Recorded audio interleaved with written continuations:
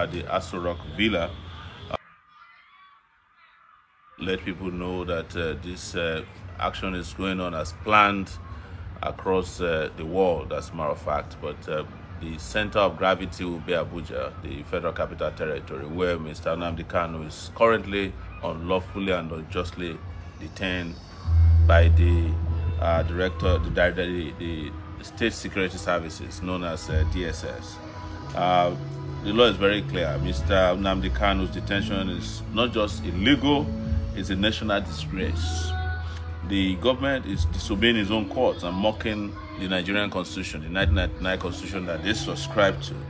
Here is the truth, and what they don't want you to know is that the Court of Appeal cleared Mr. Kanu in 2022, and the charge and acquitted him. That's the final. Yet the DSS, even upon this discharge and acquittal, never released him even for a second, in disobedience of the Court of Appeal position. It was pure contempt, and it has always been their tradition to defy the rule of law that they claim they subscribe to. The Supreme Court, of course, did take over the case erroneously. They overstepped. It is a twisted justice reversing a decision that has already been taken by a court of competent jurisdiction, like the Court of Appeal, on this particular matter. But even at that, the Supreme Court did say that Mr. Kanu never violated his bail condition. It was the Nigerian army that caused the confusion.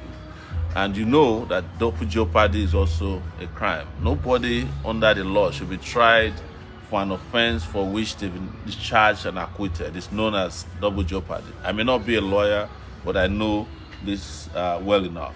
So also, let us let you know that the law under which Mr. Kanu is being tried is known as the Terrorism Act of 2013, which is dead and buried. You cannot try anybody under a law that does not exist.